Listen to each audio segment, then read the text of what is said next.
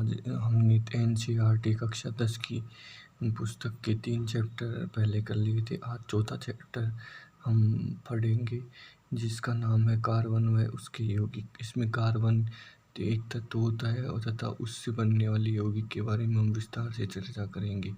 तो आप सभी अपना ध्यान पुस्तक में देंगे और अगर किसी को भी बात करना है तो वो बाहर चला जाए। जिसको भी कुछ डाउट हो वो हाथ खड़ा कर हैंड्स अप करके अपना सवाल पूछ सकता है। ठीक है। चौथा चैप्टर शुरू करते हैं। पिछले अध्याय में हमने अनेक ऐसे यौगिकों का अध्ययन किया है जो हमारे लिए महत्वपूर्ण है। इस अध्याय में हम कुछ अन्य रोचक यौगिक उनके गुणधर्म के बारे में पढ़ेंगे। यहाँ हम एक तत्व के रूप में कार्बन का भी अध्ययन करेंगे जिसका हमारे लिए धातु के संयुक्त दोनों रूप में अत्यधिक महत्व होता है। अंतिम स्तंभ में आने वाली वस्तु पर ध्यान दीजिए। आपके शिक्षक आपको बताएंगे इनमें से अधिकांश वस्तुएं कार्बन के यौगिक से बनी है। इसका परीक्षण पर क्या आप कोई विधि सोच सकते हैं? कार्बन से युक्त यौगिक को जलाने पर क्या उत्पाद मिलेगा? क्या आप इसकी पुष्टि करने वाले किसी परीक्षण को जानते हैं? आपको आपके द्वारा सूचीबद्ध की गई भोजन, कपड़े, दवाओं, पुस्तकों आदि अनेक वस्तुएं सर्वतोमुखी तत्व कार्बन पर आधारित होती है। इसके अतिरिक्त सभी सजीव संरचनाएं कार्बन पर आधारित होती है। भूपर्पटी तथा वायुमंडल में अत्यंत अल्प मात्रा में कार्बन उपस्थित है। भूपर्पटी में खनिजों जैसे कार्बोनेट, हाइड्रोकार्बोनेट, कोयला तथा पेट्रोलियम के रूप में केवल 0.02% कार्बन उपस्थित तथा वायुमंडल में 0.03% कार्बन डाइऑक्साइड उपस्थित है।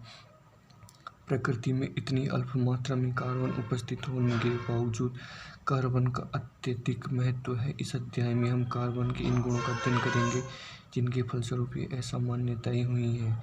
कार्बन ये यहाँ से जो 4.1 है यहाँ से कार्बन की जो विशिष्ट प्रकृति है उसके बारे में। कार्बन में आबंधन से संयोजी आबंध यानी कार्बन में से संयोजी आबंध पाया जाता है। पिछले अध्याय में हमने आयनिक यौगिक गुणधर्मों को अध्ययन किया है। हमने देखा कि आयनिक यौगिकों के गलनांक व गलनांक उच्च होते हैं। ये विलयन में अथवा गलित अवस्था में विद्युत चालन करते हैं। हमने देखा कि आयनिक यौगिकों में आबंधन की प्रकृति व गुणधर्मों की व्याख्या करती है। कुछ कार्बन यौगिकों के गलनांक व गलनांक ये है। ये तुम्हारी तो नहीं आता लेकिन प्रतियोगी परीक्षाओं में ये प्रश्न बहुत ही ज़्यादा पूछे जाते हैं।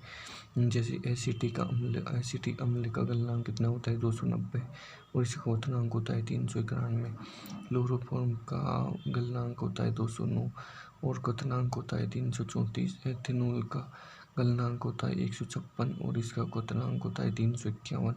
मीथेन का गलनांक होता है 90 और इसका क्वथनांक होता है 111। कार्बन यौगिक अच्छे विद्युत चालक नहीं होते। उपरोक्त यौगिकों के क्वथनांक तथा गलनांकों के आंकड़ों के आधार पर हम निष्कर्ष पर पहुंच सकते हैं कि इन परमाणुओं के बीच प्रबल आकर्षण बल नहीं है। चूँकि अधिकांशतः ये यौगिक विद्युत के कुचालक होते हैं। कुचालक किसे कहते हैं? जिसमें से विद्युत प्रवाहित नहीं होती, जैसे लकड़ी और प्लास्टिक।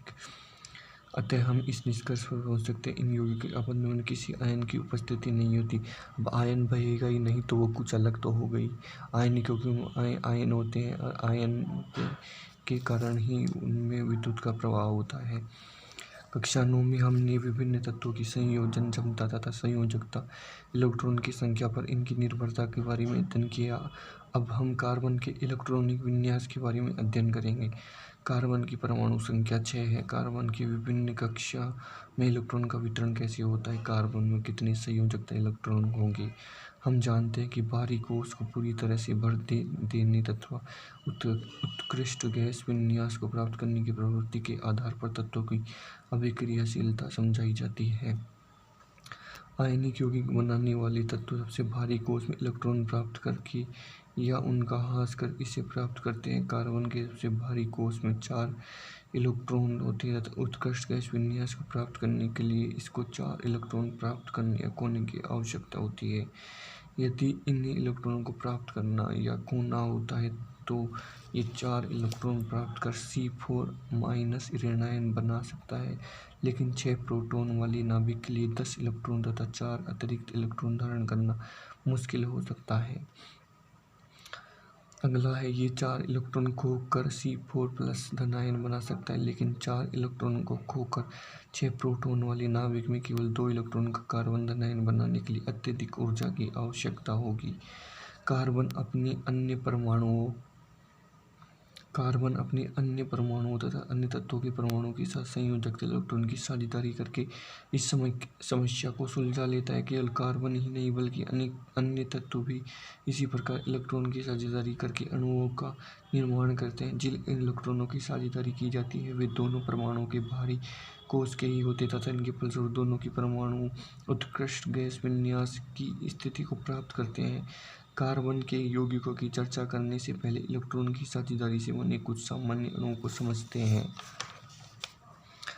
इस तरह से बने अणुओं में सबसे सामान्य अणु हाइड्रोजन आवर्त सारणी में पहला तत्व होता है।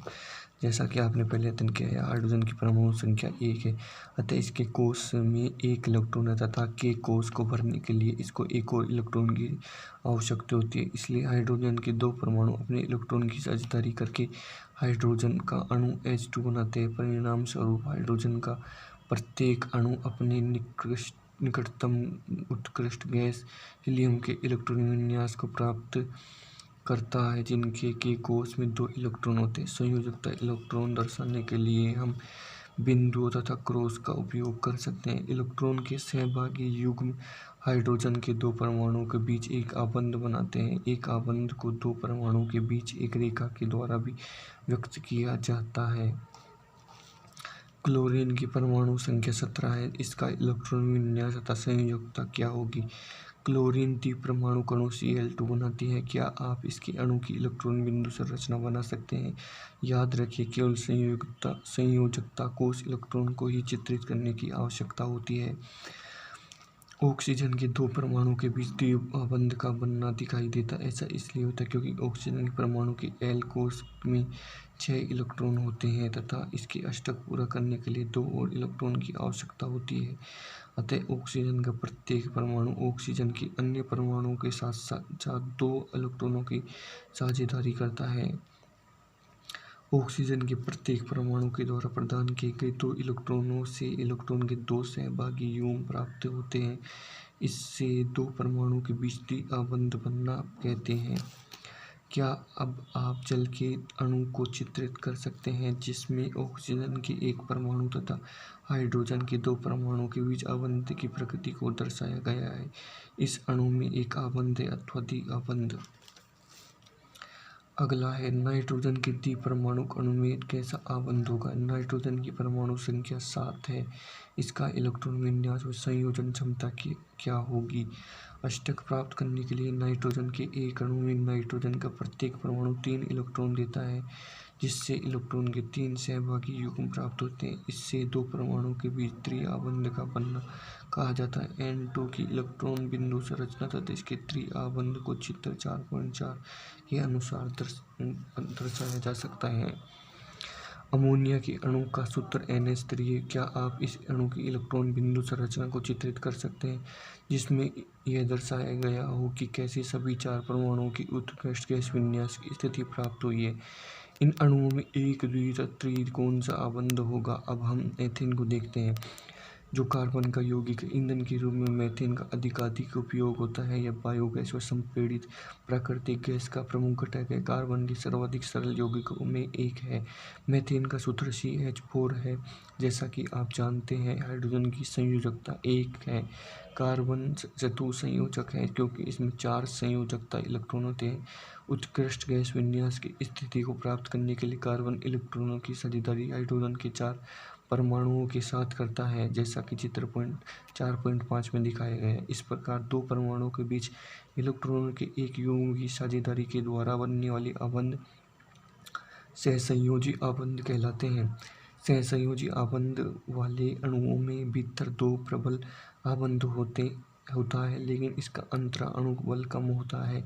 फलस्वरूप इन यौगिकों के क्वथनांक तथा गलनांक कम होते हैं। चूंकि परमाणुओं के बीच इलेक्ट्रॉनों की साझेदारी होती है और आवेशित कण बनते हैं, सामान्यतः ऐसे सहसंयोजी यौगिक विद्युत के कुचालक होते हैं। कार्बन की अपरूप अपरूप क्या होता है? एक ही तत्व का अलग अलग उसके तत्वों की अलग अलग जो मात्रा होती है उससे अलग अलग वस्तुएं बन जाती हैं। जैसे कार्बन का अपरूप कौन सा है? हीरा, ग्रेफाइट और हीरा, ग्रेफाइट, फ्लोरीन, ये कार्बन के अपरूप है। इसमें कार्बन की मात्रा अलग अलग पाई जाती है। प्रकृति में कार्बन तत्व अनेक ही विभिन्न भौतिक गुणों के साथ विविध रूपों में पाया जाता है। हीरा तत्व व ग्रेफाइट दोनों ही कार्बन के परमाणुओं से बने हैं। कार्बन के परमाणु के परस्पर आबंध के तरीकों के आधार पर ही इनमें अंतर होता है। हीरे में कार्बन का प्रत्येक परमाणु कार्बन के 4 अन्य परमाणुओं के साथ आबंधित होता है, जिसमें दृढ़ त्रिआयामी संरचना बनती है।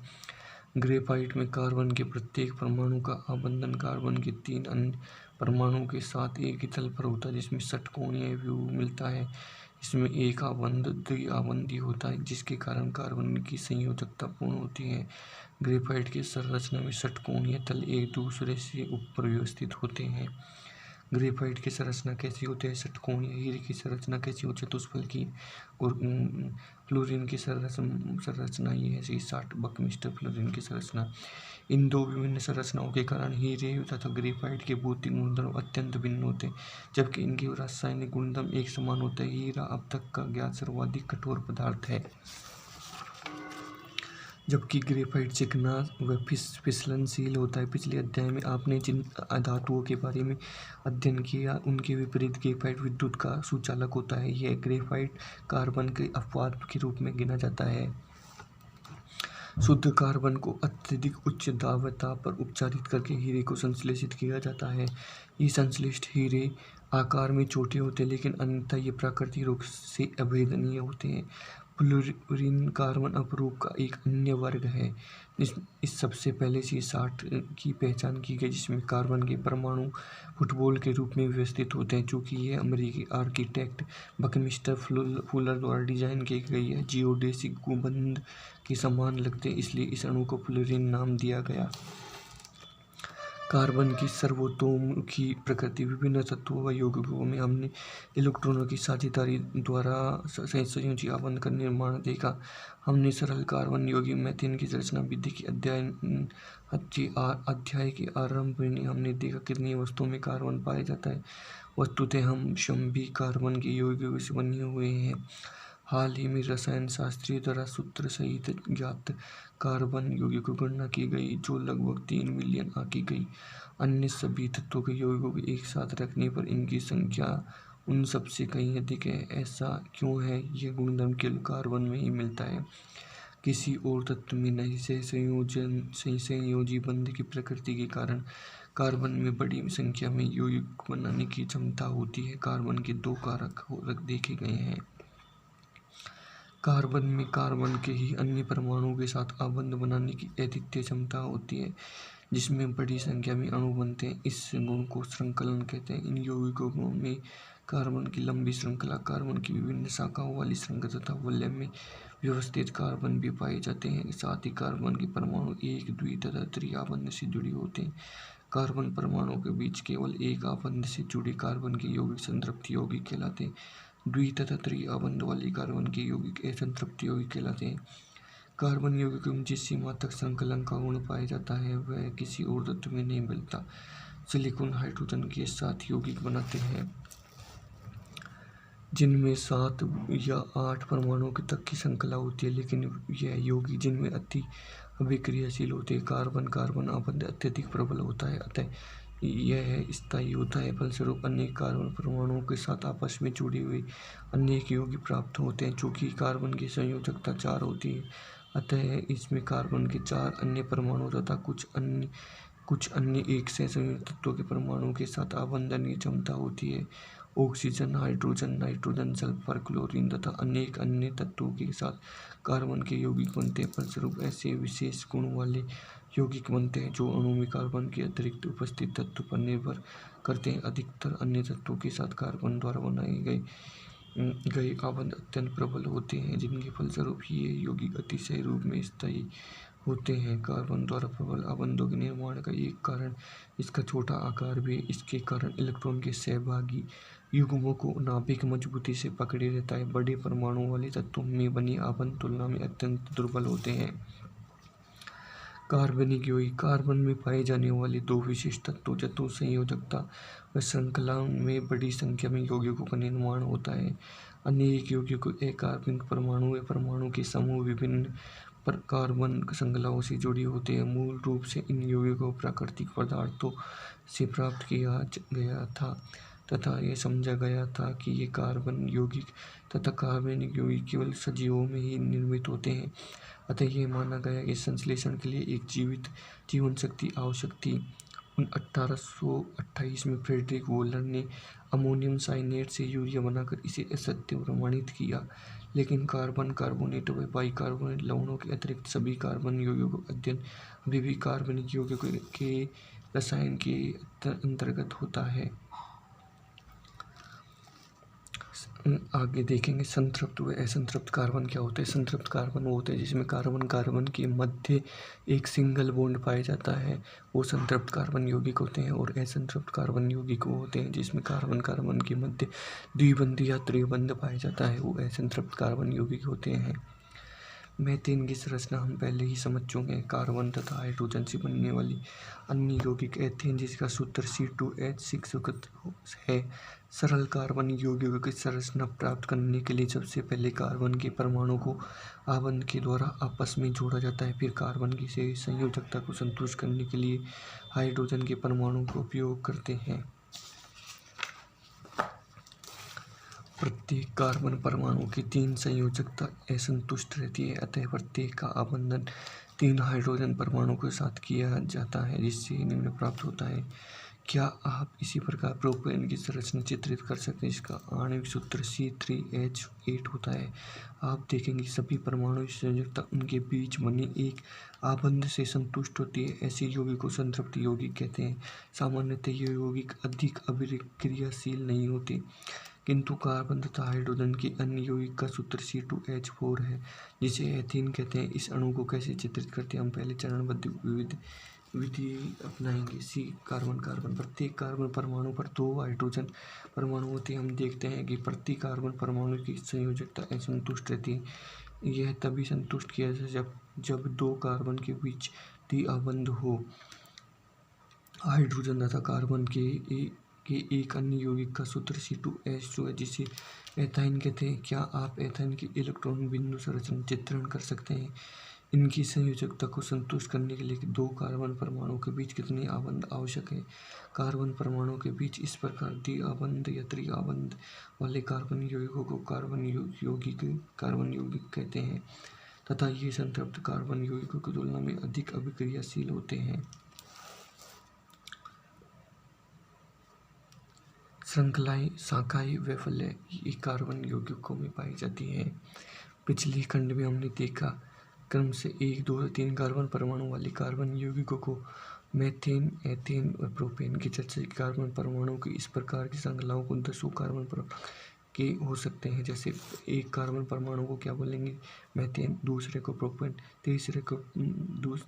दूसरे को एथेन, तीसरे को प्रोपेन, चौथे को ब्यूटेन, 5वें को पेंटेन, 7वें को हेक्सेन, 8वें को हेप्टेन और 8वें को ओक्टेन, 9वें को नोनेन और 10वें को पेंटेन बोला जाता है।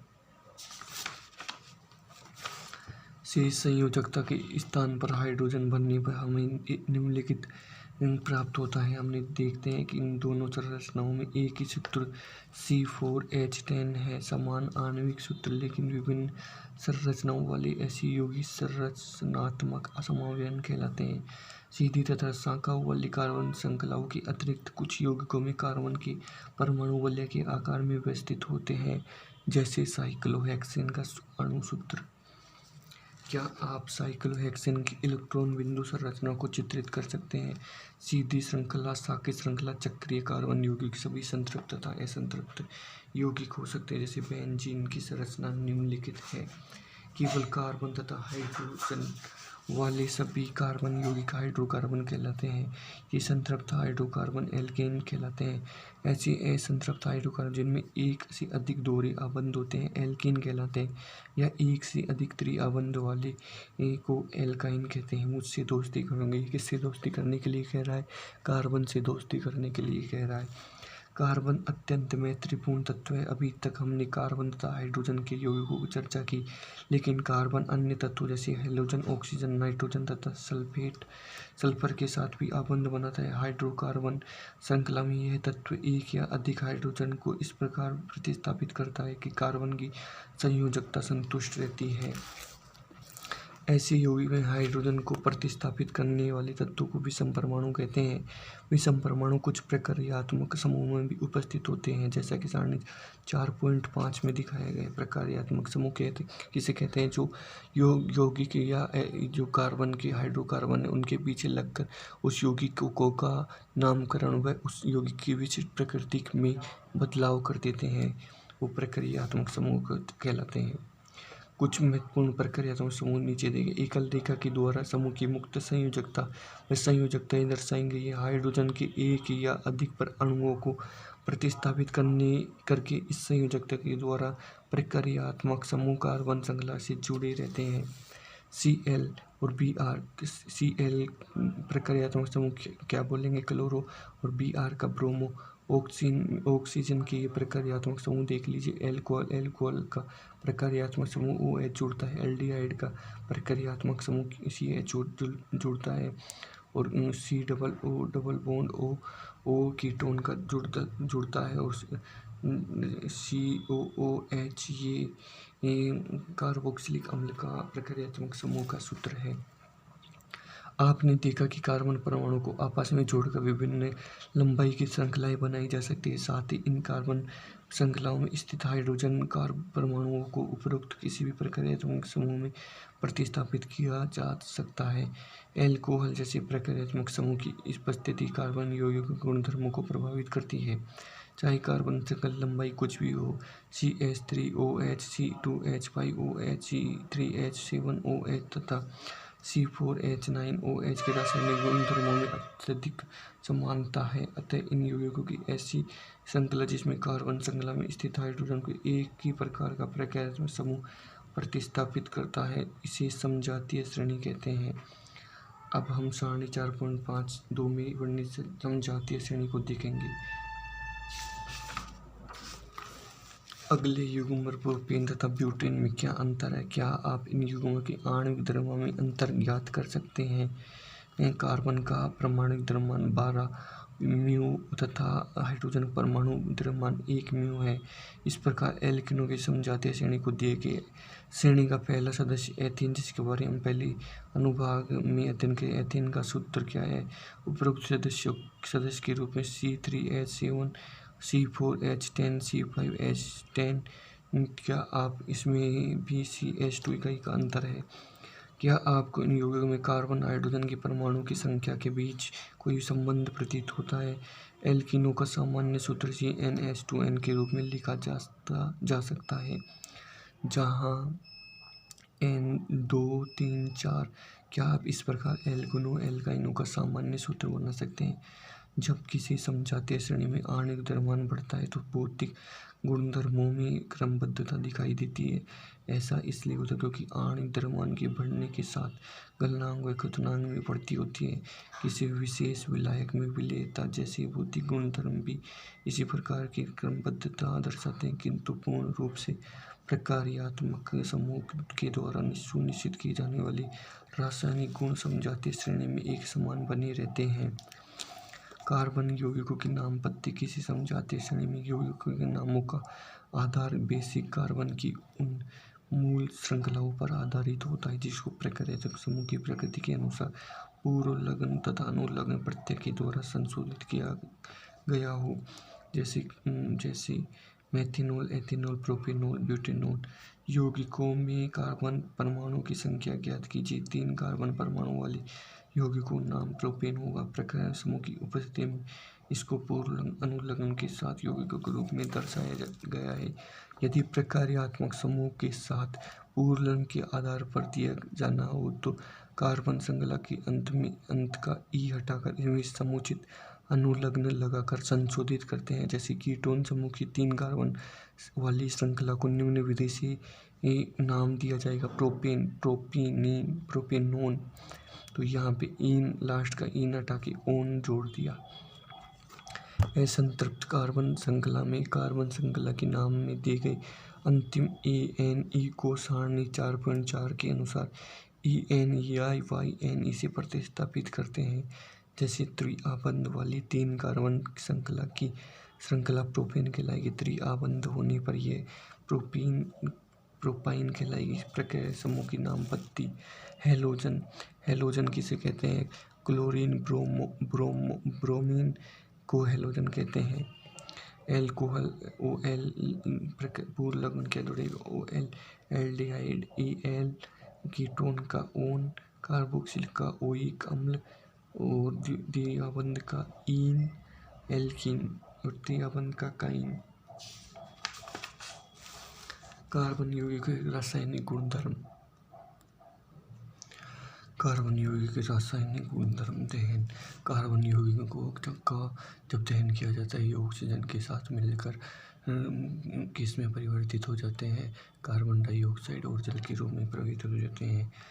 अपने सभी अपरूपों में कार्बन ऑक्सीजन में दहन करके ऊष्मा तथा प्रकाश के साथ कार्बन डाइऑक्साइड देता है। दहन पर अधिकांश कार्बन यौगिक भी प्रचुर मात्रा में ऊष्मा और प्रकाश को मुक्त करते हैं। जैसे अभिक्रिया देखो, कार्बन प्लस ऑक्सीजन की अभिक्रिया करके CO2 है, ऊष्मा और प्रकाश निकलता है। CH4 की ऑक्सीजन के साथ अभिक्रिया करके CO2 जल बनता है, ऊष्मा और प्रकाश बाहर निकलते हैं। एथेनॉल की अभिक्रिया ऑक्सीजन के साथ करके कार्बन डाइऑक्साइड व हाइड्रोजन गैस बाहर निकलते हैं। संतृप्त हाइड्रोकार्बन में सामान्य स्वच्छ ज्वाला निकलेगी, जबकि असंतृप्त कार्बन यौगिक अत्यधिक काले धुएं वाली पीली ज्वाला निकलेगी। इसके परिणाम स्वरूप सभी धातु की तसरी पर जली निक्षेपण होगा। क्लीन वायु की आपूर्ति को सीमित कर देने में पूर्ण दहन होने पर संतृप्त हाइड्रोकार्बन से जली ज्वाला निकलेगी। घरों में उपयोग में लाई जाने वाली गैस केरोसिन स्टोव में वायु के लिए छिद्र होते हैं, जिसमें पर्याप्त मात्रा में ऑक्सीजन समृद्ध मिश्रण जलाकर स्वच्छ नीली ज्वाला देता है। यदि सभी बर्तनों की तले काले दिखाई दे तो इसका अर्थ होगा कि वायु छिद्र अवरुद्ध है। ईंधन का व्यर्थ व्यय हो रहा है। कोयला तथा पेट्रोलियम जैसे ईंधनों में कुछ मात्रा में नाइट्रोजन तथा सल्फर होते हैं। इसके दहन के फलस्वरूप सल्फर तथा नाइट्रोजन के ऑक्साइड का निर्माण होता है, जो पर्यावरण में प्रमुख प्रदूषक होता है। क्यों जलते हुए पदार्थ ज्वाला उत्पन्न करते हैं अथवा नहीं? क्या आपने सभी कोयले तथा लकड़ी की अग्नि को देखा है? यदि नहीं तो अगली बार जब भी अवसर मिले तो आप ध्यान से देखें। लकड़ी तथा कोयले को जलना आरंभ होने पर क्या होता है? आपने देखा कि एक मोमबत्ती तथा गैस स्टोव की LPG जलते हुए समय ज्वाला उत्पन्न करती है। यदि आप देखेंगे कि अंगीठी में जलने वाले कोयला तथा अल्कोहल कभी कभी लाल रंग के समान उज्ज्वल होता है, बिना ज्वाला की ऊष्मा देता है। ऐसा इसलिए क्योंकि केवल गैसीय पदार्थों के जलने पर ही ज्वाला उत्पन्न होती है। लकड़ी तथा चारकोल जलाने पर उपस्थित वाष्पशील पदार्थ वाष्पीकृत हो जाते हैं तथा आरंभ में ज्वाला के साथ चलते हैं। गैसीय पदार्थों के परमाणु को ताप देने पर एक दीप्त ज्वाला दिखाई देती है, उज्ज्वल होना आरंभ करती है। प्रत्येक तत्व के द्वारा उत्पन्न रंग उस तत्व का अभिलाक्षणिक गुण होता है। गैस स्टोव की ज्वाला में तांबे के तार को जलाने का प्रयास कीजिए, इसके रंग का परीक्षण कीजिए। आपने देखा कि अपूर्ण दहन से कज्जल उत्पन्न होता है, जो कार्बन होता है। इसके आधार पर आप मोमबत्ती की पीले रंग की ज्वाला का क्या कारण बताएंगे? कोयले तथा पेट्रोलियम का निर्माण। कोयले तथा पेट्रोलियम का निर्माण जैव मात्रा से हुआ है, जो विभिन्न जैविकीय व वैज्ञानिक प्रक्रियाओं पर निर्भर करते हैं। कोयला लाखों वर्ष पुराने वृक्षों, फर्न तथा अन्य पौधों का अवशेष है। संभवतः भूकंप तथा ज्वालामुखी फटने के कारण धरती में चट्टानों की परतों के नीचे दब गई थी। धीरे धीरे क्षय होकर ये कोयला बन गई। तेल व गैस लाखों वर्ष पुराने छोटे समुद्री पौधों व जीवों के अवशेष है। उनके मृत होने पर उनके शरीर समुद्र तल में डूब गए तथा गाद से ढक गई। उन मृत अवशेषों पर बैक्टीरिया के आक्रमण से प्रबल दाब के कारण तेल तथा गैस का निर्माण हुआ। इसी बीच गाद धीरे धीरे दबकर चट्टान बन गया। चट्टान के छिद्रित भागों में तेल तथा गैस का रिसाव हुआ, पानी में स्पंज की तरह फंस गई। क्या आप अनुमान लगा सकते हैं कि कोयले तथा पेट्रोलियम को जीवाश्म ईंधन क्यों कहते हैं? अगला है ऑक्सीकरण।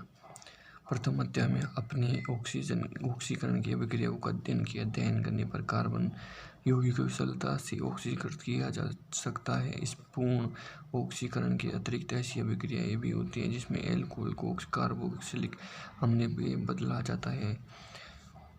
हम देखते हैं कुछ पदार्थों में अन्य पदार्थों को ऑक्सीजन देने की क्षमता होती है। इन पदार्थों को ऑक्सीकारक कहा जाता है। क्षारियम, पोटेशियम परमैंगनेट तथा अम्लीय करते हैं। पोटेशियम डाइक्रोमेट एल्कोहलों को अम्लों में ऑक्सीकृत करते हैं तथा ये आरंभिक पदार्थों में ऑक्सीजन जोड़ते हैं, अतएव इनको ऑक्सीकारक कहते हैं। संकलन अभिक्रिया। पैलेडियम तथा निकेल जैसे उत्प्रेरकों की उपस्थिति में असंतृप्त हाइड्रोकार्बन हाइड्रोजन जोड़कर असंतृप्त हाइड्रोकार्बन देते हैं। उत्प्रेरक वे पदार्थ होते हैं जिनके कारण अभिक्रिया भिन्न दर से आगे बढ़ती है, जो अभिक्रिया को प्रभावित नहीं करते।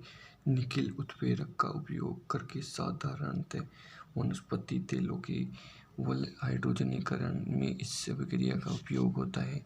वनस्पति तेलों में साधारण लंबी असंतृप्त कार्बन श्रृंखला होती है, जबकि जंतु वसा में संतृप्त कार्बन श्रृंखलाएं होती है। आपने देखा होगा कि कुछ विज्ञापनों में कहा जाता है कि वनस्पति तेल स्वास्थ्यवर्धक होते हैं। साधारणतः जंतु वसा में संतृप्त वसा अम्ल होते हैं, स्वास्थ्य के लिए हानिकारक माने जाते हैं। भोजन पकाने के लिए असंतृप्त वसा अम्लों वाले तेलों का उपयोग करना चाहिए। अगला है प्रतिस्थापन अभिक्रिया। प्रतिस्थापन अभिक्रिया के बारे में हमने पहले भी विस्तार से चर्चा की है। प्रतिस्थापन अभिक्रिया का दूसरा नाम विस्थापन अभिक्रिया है, जिसमें एक पदार्थ का कम सक्रिय पदार्थ अधिक सक्रिय पदार्थ कम सक्रिय पदार्थ को अभिक्रिया में विस्थापित कर देता है। संतृप्त हाइड्रोकार्बन वाले अत्यधिक अनभिकृत होते हैं, अधिकांशतः अभिकर्मकों की उपस्थिति में अक्रिय होते हैं। हालांकि सूर्य के प्रकाश की उपस्थिति में अति तीव्र अभिक्रिया में क्लोरीन का हाइड्रोकार्बन में संकलन होता है। क्लोरीन एक एक करके हाइड्रोकार्बन के परमाणुओं का प्रतिस्थापन करती है। इसको प्रतिस्थापन अभिक्रिया कहते हैं, क्योंकि इस प्रकार का परमाणु तथा परमाणु के समूह दूसरे का स्थान लेते हैं। साधारणतः उच्च समजातीय एल्केन के साथ अन्य उत्पादों का निर्माण होता है। CH4+Cl2। कुछ महत्वपूर्ण कार्बन यौगिक एथेनॉल तथा एथेनोइक अम्ल। एथेनॉल के गुणधर्म एथेनॉल कक्ष के ताप पर द्रव अवस्था में होता है। एथेनॉल के गलनांक तथा क्वथनांक।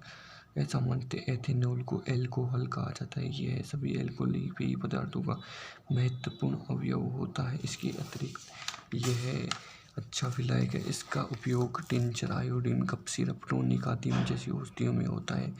एथेनॉल को किसी भी अनुपात में जल में मिलाया जा सकता है। तनु एथेनॉल की थोड़ी सी मात्रा लेने पर नशा आ जाता है। हालांकि अल्कोहल पीना नहीं है, लेकिन समाज में बड़े पैमाने पर प्रचलित है। लेकिन शुद्ध एथेनॉल की थोड़ी सी मात्रा घातक सिद्ध हो सकती है। काफ़ी समय तक अल्कोहल का सेवन करने से स्वास्थ्य संबंधी कई समस्याएं उत्पन्न हो जाती है। एथेनॉल की अभिक्रिया सोडियम के साथ अभिक्रिया होकर सोडियम हाइड्रोक्साइड बनाता है। अल्कोहल सोडियम के साथ अभिक्रिया करके हाइड्रोजन गैस उत्सर्जित करता है। एथेनॉल के साथ अभिक्रिया में दूसरा उत्पाद सोडियम एथाऑक्साइड बनता है। क्या आप बता सकते हैं कौन सा दूसरा पदार्थ धातु से अभिक्रिया कर हाइड्रोजन बनाता है? असंतृप्त हाइड्रोजन बनाने की अभिक्रिया 443 केल्विन तापमान पर एथेनॉल को अधिक सांद्र सल्फ्यूरिक अम्ल के साथ गर्म करने पर एथेनॉल का निर्जलीकरण होकर एथीन बनता है। CH3CH2OH गर्म सांद्र H2SO4 से अभिक्रिया करके एथीन बनाता है। इस अभिक्रिया में सल्फ्यूरिक अम्ल निर्जलीकारक के रूप में काम करता है। एथेनॉल से जल को अलग कर देता है। सजीव प्राणी में अल्कोहल का क्या प्रभाव पड़ता है? जब अधिक मात्रा में एथेनॉल का सेवन किया जाता है तो इसकी उपापचयी प्रक्रिया धीमी हो जाती है तथा केंद्रीय तंत्रिका तंत्र कमजोर हो जाता है। इसके फलस्वरूप समन्वय की कमी, मानसिक दुविधा, ऊनीतापन, सामान्य अंतर्वाद का कम हो जाना, भाव शून्यता आ जाती है। यद्यपि व्यक्ति राहत महसूस करता है, लेकिन उसे पता नहीं चल पाता कि उसकी सोचने समझने की क्षमता व मांसपेशी बुरी तरह प्रभावित हुई है। एथेनॉल के विपरीत मेथनॉल की थोड़ी सी मात्रा लेने से मृत्यु हो सकती है। यकृत में मेथेनॉल ऑक्सीकृत होकर मेथेनिल बन जाता है। मेथेनिल यकृत की कोशिकाओं की घटकों के साथ शीघ्र अभिक्रिया करने लगता है। इसमें प्रोटोप्लाज्म उसी प्रकार स्कंदित हो जाते हैं जिस प्रकार पकाने पर अंडा स्कंदित हो जाता है। मेथेनिल चाक्षु तंत्रिका को प्रभावित करता है जिससे व्यक्ति अंधा हो जाता है। एथेनॉल एक महत्वपूर्ण औद्योगिक विलायक है। औद्योगिक उपयोग के लिए तैयार एथेनॉल का दुरुपयोग रोकने के लिए इसमें मेथेनॉल जैसा जहरीला पदार्थ मिला दिया जाता है, इसे पीने योग्य न रह जाए। अल्कोहल की पहचान करने के लिए इसमें रंजक मिलाकर इसका रंग नीला बना दिया जाता है, इसे विकृत अल्कोहल कहा जाता है। ईंधन के रूप में अल्कोहल गन्ना सूर्य के प्रकाश को रासायनिक ऊर्जा में बदलने में सर्वाधिक सक्षम है। गन्ने का रस मोलिसस बनाने में उपयोग में लाया जाता है, जिसका घिनौन करके अल्कोहल तैयार किया जाता है। कुछ देशों में अल्कोहल में पेट्रोल मिलाकर उसे स्वच्छ ईंधन के रूप में इस्तेमाल किया जाता है। ये ईंधन पर्याप्त ऑक्सीजन होने पर केवल कार्बन डाइऑक्साइड व जल उत्पन्न करता है। एथेनोइक अम्ल के गुणधर्म। एथेनोइक अम्ल को सामान्यतः एसिटिक अम्ल कहा जाता है। कार्बोक्सिलिक अम्ल समूह से संबंधित है। एसिटिक अम्ल के 3 से 4% विलयन को सिरका कहा जाता है। इसे अचार में परिरक्षक के रूप में इस्तेमाल किया जाता है। शुद्ध एथेनोइक अम्ल का गलनांक 290 केल्विन होता है, इसलिए ठंडी जलवायु में शीत के दिनों में यह जम जाता है। इस कारण इसे ग्लेशियल एसिटिक अम्ल कहते हैं। कार्बोक्सिलिक अम्ल कहा जाने वाले कार्बनिक यौगिकों के समूह का अभिलक्षण इसकी विशिष्ट अम्लता होती है। हालांकि खनिज अम्लों के विपरीत कार्बोक्सिलिक अम्ल दुर्बल अम्ल होते हैं। खनिज अम्ल जैसे हाइड्रोक्लोरिक अम्ल पूरी तरह आयनीकृत हो जाते हैं। एथेनोइक अम्ल की अभिक्रियाएं। एस्टरीकरण अभिक्रियाएं। एस्टर मुख्य रूप से अम्ल तथा अल्कोहल की अभिक्रिया से निर्मित होते हैं। एथेनोइक अम्ल किसी अम्ल उत्प्रेरक की उपस्थिति में परिशुद्ध एथेनॉल में अभिक्रिया करके एस्टर बनाते हैं। एस्टर की गंध मृदु होती है। इसका उपयोग इत्र बनाने व स्वाद उत्पन्न करने वाले कारक के रूप में किया जाता है। सोडियम हाइड्रोक्साइड से अभिक्रिया द्वारा जो एक क्षार है एस्टर पुनः अल्कोहल तथा कार्बोक्सिलिक अम्ल का सोडियम लवण बनाता है। इस अभिक्रिया को साबुनीकरण अभिक्रिया कहते हैं, क्योंकि इसमें साबुन तैयार किया जाता है। CH3COOH C2H5। एस्टरीकरण अभिक्रिया कैसे होती है? एस्टर मुख्य रूप से अम्ल तथा अल्कोहल की अभिक्रिया से निर्मित होते हैं। एथेनोइक अम्ल किसी अम्ल उत्प्रेरक की उपस्थिति में परिशुद्ध एथेनॉल में अभिक्रिया करके एस्टर बनाते हैं। एस्टर की गंध मृदु होती है। इसका उपयोग इत्र बनाने में स्वाद उत्पन्न करने वाले कारक के रूप में किया जाता है।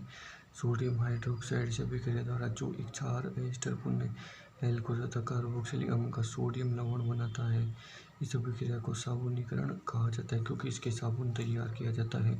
क्षारक के साथ अभिक्रिया NaOH और CH3CONH। एथेनोइक अम्ल कार्बन तथा हाइड्रोजन कार्बोनेट से कैसे अभिक्रिया करता है? कार्बन तथा हाइड्रोकार्बोनेट के साथ अभिक्रिया। एथेनोइक अम्ल कार्बोनेट व हाइड्रोकार्बोनेट के साथ अभिक्रिया करके लवण कार्बन डाइऑक्साइड तथा जल बनाता है। इस अभिक्रिया में लवण को सोडियम एसीटेट कहते हैं। अगला है साबुन व अपमार्जक। इस क्रियाकलाप में सफाई में साबुन के प्रभाव का पता चलता है। अधिकांश मैल तेलीय होते हैं। आप जानते हैं कि तेल पानी में घुलनशील है। साबुन के अणु लंबी श्रृंखला वाले कार्बोक्सिलिक अम्लों के सोडियम तथा पोटेशियम लवण होते हैं। साबुन का आयनिक भाग जल में घुल जाता है, जबकि कार्बन श्रृंखला तेल में घुल जाती है। इस प्रकार साबुन के अणु मिश्रित संरचना तैयार करते हैं। जहाँ अणु का एक सिरा तेल कण की ओर और आयनिक सिरा बाहर की ओर होता है।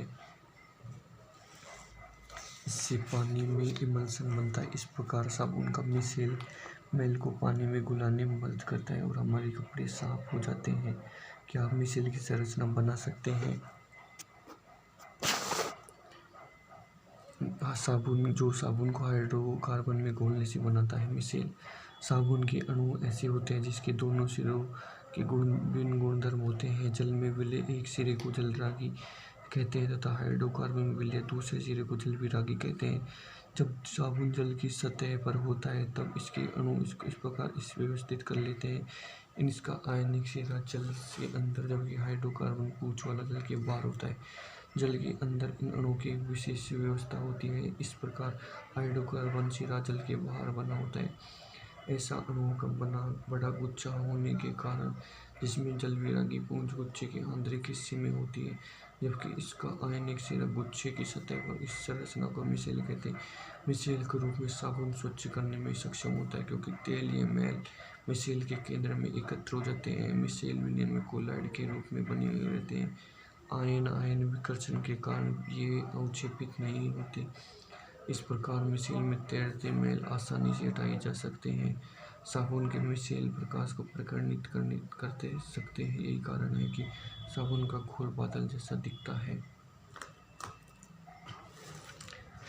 क्या आपने कभी स्नान करते समय अनुभव किया कि झाग मुश्किल से बन रहा है? जल से शरीर धो लेने के बाद भी कुछ अघुलनशील पदार्थ स्कम जमा रहता है। ऐसा इसलिए होता है क्योंकि साबुन कठोर जल में उपस्थित कैल्शियम तथा मैग्नीशियम लवणों से अभिक्रिया करता है। ऐसे में आपको अधिक मात्रा में साबुन का उपयोग करना पड़ता है। इस प्रकार एक अन्य प्रकार के योग यानी अपमार्जक का उपयोग कर इस समस्या को निपटाया जा सकता है। अपमार्जक लंबे कार्बोक्सिलिक अम्ल श्रृंखला के अमोनियम तथा सल्फोनेट लवण होते हैं। इन यौगिकों का अवशिष्ट सिरा कठोर जल में उपस्थित कैल्शियम तथा मैग्नीशियम आयनों के साथ अघुलनशील पदार्थ नहीं बनाते। इस प्रकार वे कठोर जल में भी प्रभावी बने रहते हैं। सामान्यतः अपमार्जकों का उपयोग शैम्पू व कपड़े धोने के उत्पाद बनाने में होता है।